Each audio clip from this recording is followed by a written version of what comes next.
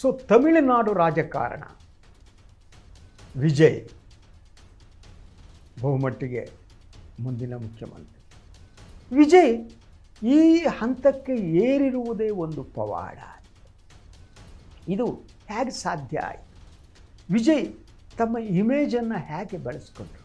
ಅವರ ವ್ಯಕ್ತಿತ್ವದ ಮೂಲಭೂತ ಗುಣ ಏನು? ಅದನ್ನು ತಮ್ಮ ತಿಳಿಸೋದಕ್ಕೆ ಯತ್ನ ಮಾಡ್ತೀನಿ. ನಾನು ಚೆನ್ನೈನ ಕೆಲವು ನಮ್ಮ ಸ್ನೇಹಿತ ಪತ್ರಕರ್ತರ ಜೊತೆ ಕೂಡ ಮಾತನಾಡಿದೆ. ಹಾಗೆಯೇ ಇಲ್ಲೂ ಕೂಡ ಗೊತ್ತಿರೋರ ಜೊತೆ ಮಾತನಾಡಿದೆ. ಸೊ ಅವ್ರ ಹತ್ರ ಕೇಳಿದೆ, ಏನು ಈ ರೀತಿಯ ರಿಸಲ್ಟ್ ಬರೋದಕ್ಕೆ ಕಾರಣ ಏನು? ವಿಜಯ್ ಅವರಲ್ಲಿರುವ ವಿಶೇಷ ಏನು ಅಂತ ಅವರು ಕೆಲವು ಅಂಶಗಳನ್ನು ನನಗೆ ತಿಳಿಸಿದ್ರು. ಭಾಳ ಕುತೂಹಲಕರವಾದ್ದು. ಅದನ್ನು ತಮಗೆ ಹೇಳೋದಕ್ಕಾಗಿ ನಾನು ಅದನ್ನು ನೋಟ್ ಮಾಡ್ಕೊಂಡಿದ್ದೀನಿ. ಸುಮ್ಮನೆ ನನಗೆ ಭಾಷಣ ಹೊಡೆಯೋದು ಬೇಕಾಗಿಲ್ಲ ಅಂತ. ಸೊ ವಿಜಯ್ ಏನಿದ್ದಾರೆ, ಅವರ ಬಹಳ ಮುಖ್ಯವಾಗಿ ತಮಿಳುನಾಡಿನವ್ರು ಹೇಳೋದು ಸರಳತೆ ಅಂತ. ಈ ಸರಳತೆ ಇದೆಯಲ್ಲ, ಅವರು ವ್ಯಕ್ತಿತ್ವದ ಭಾಗ ಅಂತ. ಈ ಸರಳತೆಯನ್ನು ಇಟ್ಕೊಂಡು ಅವರು ಏನಿದ್ದಾರೆ ಅಂದರೆ, ಅವರ ಇಡೀ ವ್ಯಕ್ತಿತ್ವದಲ್ಲಿ ಹೆಚ್ಚು ಮೆರಗು ಇಲ್ಲ ಅಂತ. ಅವರು ಪ್ರಚಾರವನ್ನು ಇಷ್ಟಪಡಲ್ಲ. ಸರಳ ಉಡುಗೆ, ನೈಸರ್ಗಿಕ ನಡೆ, ಆಯಿತಾ? ಆ ಮಾತು ಕೂಡ ಅಷ್ಟೇ, ಸರಳ ಮಾತು, ಕಡಿಮೆ ಮಾತು. ಅವರ ಇಡೀ ಬದುಕಿನಲ್ಲಿ ಅತಿ ಹೆಚ್ಚಿನ ಇಂಟರ್ವ್ಯೂವನ್ನೇ ವಿಜಯ್ ಕೊಟ್ಟಿಲ್ಲ. ಅವ್ರಿಗೆ ಇಂಟರ್ವ್ಯೂ ಮಾಡೋದು, ಇನ್ನೊಂದು ಮಾಡೋದು, ಮತ್ತೊಂದು ಮಾಡೋದು, ಸೊ ಅವರಿಗೆ ಇಷ್ಟ ಇಲ್ಲದಿರುವುದು. ಸೊ ಅದಕ್ಕೆ ಈ ಅವರ ಸರಳತೆ ಯಾವ ರೀತಿ ಅಂತ ಅಂದರೆ, ಸೊ ಯಾರು ಹೇಳ್ತಾ ಇದ್ದಾರೆ, ಅವ್ರು ಹಾಕಿಕೊಳ್ಳುವ ಶರ್ಟ್ ಇದೆಯಲ್ಲ, ಅದು 40 ರೂಪಾಯಿ ಮೀಟರ್ನ ಬಟ್ಟೆಯನ್ನು ತೆಗೆದುಕೊಂಡು ಅದನ್ನು ಹೋಲಿಸಿ ಹಾಕ್ಕೊಳ್ಳೋದು. 40 ರೂಪಾಯಿ ಮೀಟರ್, ಅದೇ ಬಿಳಿ ಇದು ಬಟ್ಟೆ, ಕೆಳಗಡೆ ಒಂದು ಅಡ್ಡು ಪಂಜೆ. ಭಾಳ ಮಟ್ಟಿಗೆ ಅವ್ರು ನೋಡಿದಾಗ ನಮ್ಮ ಕರ್ನಾಟಕದವ್ರಿಗೆ ನೆನಪಾಗೋರು ಯಾರು ಗೊತ್ತಾ? ಡಾಕ್ಟರ್ ರಾಜ್ಕುಮಾರ್. ರಾಜ್ಕುಮಾರ್ ಕೂಡ ತಮ್ಮ ಸರಳತೆಯ ಮೂಲಕ ಕನ್ನಡಿಗರ ಮನಸ್ಸನ್ನು ಗೆದ್ದಿದ್ದರು. ಎಂದಿದ್ರೂ ಸರಳ ಸರಳ ಸರಳ. ವಿಜಯ್ ಅವರ ಈ ಸರಳತೆಯನ್ನು ನೋಡಿದಾಗ ನಮಗೆ ನೆನಪಾಗೋದು ಡಾಕ್ಟರ್ ರಾಜ್ಕುಮಾರ್. ಒಂದು ರೀತಿಯಲ್ಲಿ ಇವರು ಕೂಡ ತಮಿಳುನಾಡಿನ ರಾಜ್ಕುಮಾರ ಅನ್ನಬಹುದು ಆ ರೀತಿ. ಸೊ ಅದ್ರ ಜೊತೆಗೆ ಸಮಾಜ ಸೇವೆ ಮತ್ತು ಅವರು ಅಭಿಮಾನಿಗಳ ಜೊತೆ ಇಟ್ಟುಕೊಂಡಂಥ ನಿಕಟ ಸಂಪರ್ಕ. ಅವರು ಸಮಾಜ ಸೇವೆಯಲ್ಲಿ ಅಂದರೆ ಸಾಮಾಜಿಕ ಹೊಣೆಗಾರಿಕೆಯ ಬಗ್ಗೆ ಅವರಿಗೆ ಅತಿ ಹೆಚ್ಚಿನ ಒಲವು ಮತ್ತು ಬದ್ಧತೆ ಇದೆ ಅನ್ನೋದು. ಆದ್ದರಿಂದ ಅವರ ಅಭಿಮಾನಿಗಳು ಕೇವಲ ಫ್ಯಾನ್ಸ್ ಅಲ್ಲ, ಸಮಾಜಕ್ಕೆ ಒಳ್ಳೆಯದನ್ನಾಗಿ ಮಾಡಬೇಕು ಅಂತ. ಅಂದರೆ ಫ್ಯಾನ್ಸ್ಗಳು ಯೂಶ್ವಲಿ ಕರ್ನಾಟಕದಲ್ಲಿ ಗೊತ್ತವ್ರು ಹೆಂಗಿರ್ತಾರೆ ಅಂತ.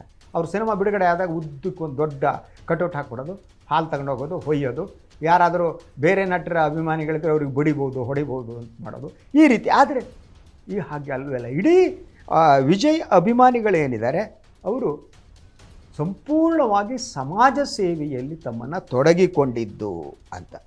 ಸೊ ಅವರು ರಾಜಕೀಯ ಪ್ರವೇಶ ಇದೆಯಲ್ಲ, ಮತ್ತು ಆ ಪ್ರವೇಶದ ಹಿನ್ನೆಲೆ ಕೂಡ ಅದಕ್ಕೆ ಬೇರೆ ಬೇರೆ ಕಾರಣಗಳಿದೆ. ಅದನ್ನು ನಾನು ನಿಮಗೆ ಹೇಳ್ತೀನಿ. ಸೊ ಅವರ ಸರಳತೆ, ಯಾಕೆ ಸರಳತೆ ಅನ್ನೋದನ್ನು ಫಸ್ಟ್ ಹೇಳ್ಬಿಡ್ತೀನಿ ನೋಡಿ.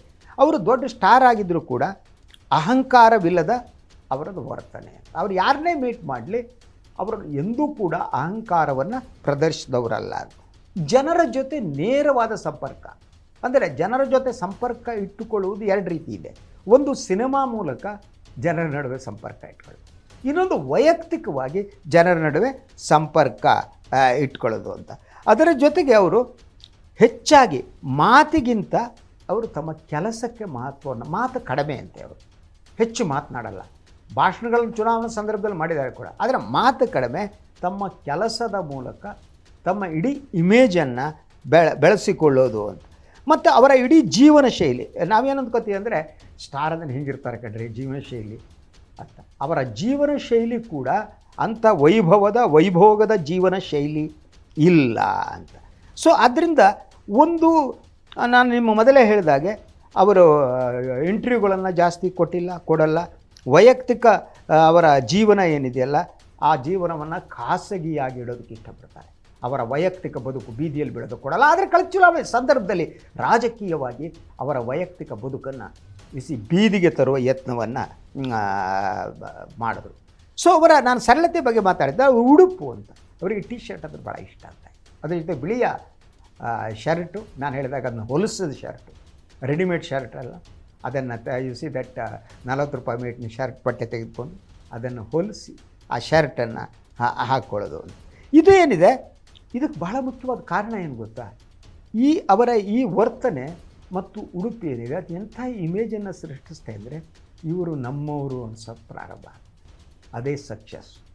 ಜನರಿಗೆ ಯಾವ ನಾಯಕನಾಗಲಿ ಯಾವ ನಟನಾಗಲಿ ನಮ್ಮವರು ಅಂತ ಅನ್ನಿಸಿದರೆ ಸಾಕು, ನಮ್ಮೊಳಗಿನವನು ಅಂತ. ಆ ನಮ್ಮೊಳಗಿನವನು ಅಂತ ಅನಿಸೋದಿರುತ್ತಲ್ಲ, ಅದು ಮತ್ತೆ ನಾನು ಅದೇ ಉದಾಹರಣೆ ಕೊಡ್ತೇನೆ. ರಾಜ್ಕುಮಾರ್ ನಮ್ಮವರು ಅಂತ ಅನಿಸ್ತಾ ಇತ್ತು. ಇವತ್ತಿನ ಹೀರೋಗಳು ನೋಡಿದ್ರೆ ನಮ್ಮವರು ಅಂತ ಅನಿಸಲ್ಲ. ಇವತ್ತಿನ ಹೀರೋಗಳು ನೋಡಿದ್ರೆ ಆ ಗ್ಯಾಪ್ ಗೊತ್ತಾಗುತ್ತೆ. ಆ ಸರಳತೆಯೂ ಇಲ್ಲ, ಆ ಒಂದು ನಿಸ್ಪೃಹತೆಯೂ ಇಲ್ಲ, ಆ ಡೌನ್ ಟು ಅರ್ತ್ ಇಲ್ಲ, ಕೇವಲ ಅಹಂಕಾರ. ವಿಜಯ್ಗೆ ಅಂಥ ಅಹಂಕಾರ ಇಲ್ಲ ಅನ್ನೋದು.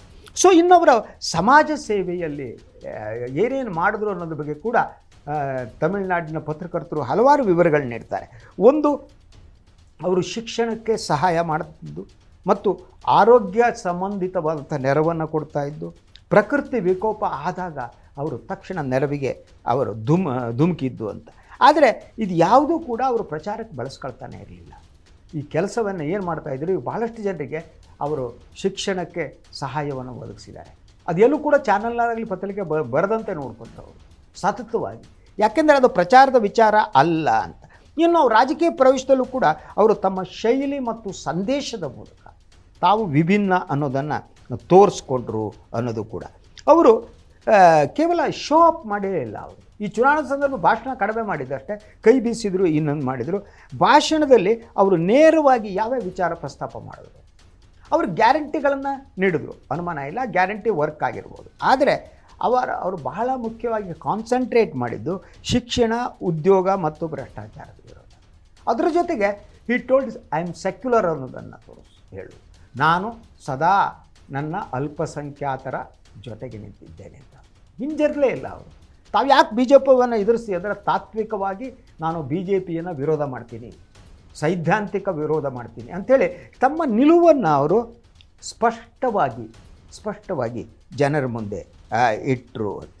ಸೊ ಅಂದರೆ ಸ್ಟಾರ್ ಇಮೇಜ್ನಿಂದ ಅವರು ಜನಸಾಮಾನ್ಯರಲ್ಲಿ ಒಬ್ಬ ಅನ್ನುವ ಇಮೇಜ್ಗೆ ಅವರು ಪರಿವರ್ತನೆ ಆಗೋದು.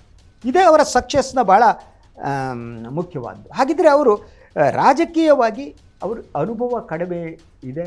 ಅವ್ರು ಏನು ಮಾಡ್ತಾರೆ, ಯಾಕೆಂದರೆ ಸಿನಿಮಾ ಬೇರೆ, ರಾಜಕೀಯ ಬೇರೆ, ಬದುಕು ಬೇರೆ. ಸಿನಿಮಾ ಅದು ಒಂಥರ, ಅದರ ಆ ಲೈಫೇ ಬೇರೆ, ಅದು ಇಲ್ಲಿ ಯೂಸಿಗೆ ಬರಲ್ಲ. ಸೊ ರಾಜಕೀಯ ಅನುಭವ ಇದ್ದವರು ಹೇಗೆ ಇದು ಮಾಡ್ತಾರೆ ಅನ್ನುವ ಪ್ರಶ್ನೆ. ಅದ್ರ ಜೊತೆಗೆ ಇನ್ನೊಂದು ಪ್ರಶ್ನೆ ಕೂಡ, ಅವರ ಸ್ನೇಹಿತೆ ತ್ರಿಷಾ ಅವರು ಜಯಲಲಿತಾ ಆಗಬಹುದಾ ಅಂತ ಈ ಚರ್ಚೆ ಕೂಡ ನಡೀತಾ ಇದೆ. ಸೊ ತಮಿಳುನಾಡಿನಲ್ಲಿ ನಡೀತಾ ಭಾಳ ಜನ ತ್ರಿಷಾ ಜಯಲಲಿತಾ ರೀತಿ ಸಂಪೂರ್ಣ ಪಕ್ಷ ಮತ್ತು ರಾಜಕೀಯದ ಸರ್ಕಾರದ ನಿಯಂತ್ರಣವನ್ನು ತಮ್ಮ ಕೈಗೆ ತಗೋತಾರ ಹೇಳೋದಕ್ಕಾಗಲ್ಲ. ಏಕೆಂದರೆ ನೀವು ಕಂಪೇರ್ ಮಾಡೋಕ್ಕಾಗಲ್ಲ. ಜಯಲಲಿತಾ ರೀತಿ ತ್ರಿಷಾ ಅವರು ಇರ್ತಾರೆ ಇಲ್ಲ ಹೇಳೋಕ್ಕಾಗಲ್ಲ. ಆದರೆ ಆ ಸಾಧ್ಯತೆಯನ್ನು ಕೂಡ ಅಲ್ಲಗಳೆಯೋದಕ್ಕೆ ಸಾಧ್ಯ ಇಲ್ಲ. ಯಾಕೆಂದರೆ ಒಂದು ರೀತಿಯ ಗೆಳತಿಯಾಗಿ, ಆತ್ಮೀಯಳಾಗಿ, ಹತ್ತಿರದಳಾಗಿ ಎಲ್ಲವನ್ನು ನಿಯಂತ್ರಣಕ್ಕೆ ತೆಗೆದುಕೊಳ್ಬೋದು. ನಿಯಂತ್ರಣಕ್ಕೆ ತೆಗೆದುಕೊಂಡ್ರೆ ಮಾತ್ರ ಜಯಲಲಿತಾ ರೀತಿ ಮತ್ತೆ ಅಧಿಕಾರಕ್ಕೆ ಹೋಗ್ತಾರೆ, ಇನ್ನೊಂದು ಮಾಡ್ತಾರೆ ಅಂತ ಹೇಳೋಕ್ಕಾಗಲ್ಲ. ಆ ನಿಯಂತ್ರಣಕ್ಕೆ ತೆಗೆದುಕೊಂಡ್ರೆ ಅದು ಪೂರಕವಾದ ಪರಿಣಾಮವನ್ನು ಬೀರ್ಬೋದು, ನೆಗೆಟಿವ್ ಪರಿಣಾಮವನ್ನು ಬೀರ್ಬೋದು. ಅದು ಹೇಗಾಗತ್ತೆ ಅಂತ ಹೇಳೋಕ್ಕಾಗಲ್ಲ. ಆ ಸಾಧ್ಯತೆಯ ಬಗ್ಗೆ ಕೂಡ ಚರ್ಚೆ ನಡೀತಾ ಇದೆ. What ever it may be, ಇದೊಂದು ಅತ್ಯದ್ಭುತವಾದ ರಾಜಕೀಯ ಬೆಳವಣಿಗೆ ತಮಿಳುನಾಡಿನಲ್ಲಿ.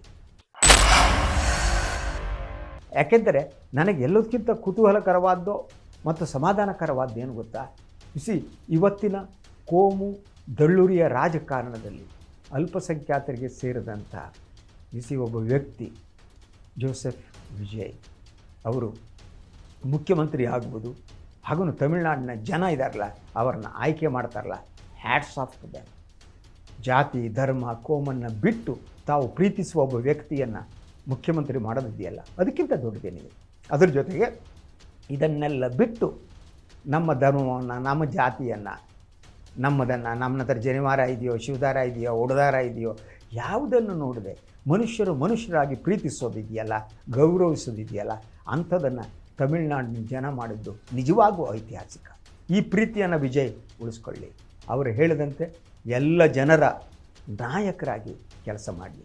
ಹಾಗೆಯೇ ಅವರು ಮಾಡಿರುವ ಕೆಲಸ ಕರ್ನಾಟಕಕ್ಕೂ ಕೂಡ ಒಂದು ರೀತಿಯಲ್ಲಿ ಸ್ಫೂರ್ತಿಯನ್ನು ನೀಡಲಿ. ಬದಲಾವಣೆಯ ಗಾಳಿ ಇರುತ್ತಲ್ಲ, ಅದು ಯಾವ ಕಡೆಯಿಂದನೂ ಬದಲಾವಣೆ ಗಾಳಿ ಬೀಸ್ಬೋದು. ಅಂಥ ಬದಲಾವಣೆಯ ಗಾಳಿಗೂ ಕೂಡ ಕಾರಣ ಆಗ್ಬೋದು. ಅದರ ಜೊತೆಗೆ ನಾನು ಮೊದಲು ಹೇಳಿದ ಹಾಗೆ ಪ್ರಾದೇಶಿಕ ಪಕ್ಷಗಳ ನಾಶ ಮಾಡುತ್ತಿರುವ ಸಂದರ್ಭದಲ್ಲಿ ಸೊ ವಿಜಯ್ ಎದ್ದು ನಿಂತಿರುವುದು ಕೂಡ ನಮಗೆ ಆಶಾದಾಯಕವಾದ ಬೆಳವಣಿಗೆ. ಪ್ರಾದೇಶಿಕ ಅಸ್ಮಿತೆಯನ್ನು ಇಟ್ಟುಕೊಂಡು ಒಂದು ರಾಜಕೀಯ ಶಕ್ತಿಯನ್ನು ಕಟ್ಟಬಹುದು ಅಂತ ಅನ್ನಿಸುವುದಕ್ಕೆ, ಆ ವಿಶ್ವಾಸ ಮೂಡಿಸುವುದಕ್ಕೆ ಈ ಬೆಳವಣಿಗೆ ಸಹಾಯ ಮಾಡುತ್ತೆ. ಇದು ಇವತ್ತಿನ ಮೆಗಾ ಫೋಕಸ್. ಮತ್ತೆ ನಾಳೆ ಬರ್ತೀನಿ ಇನ್ನೂ 3 ಸುದ್ದಿಯನ್ನು ತೆಗೆದುಕೊಂಡು. ಸುದ್ದಿ ವಿಮರ್ಶೆ ವಿಶ್ಲೇಷಣೆ. ನಾಳೆ ಬರುವವರಿಗೆ ಎಲ್ಲರಿಗೂ ಕೂಡ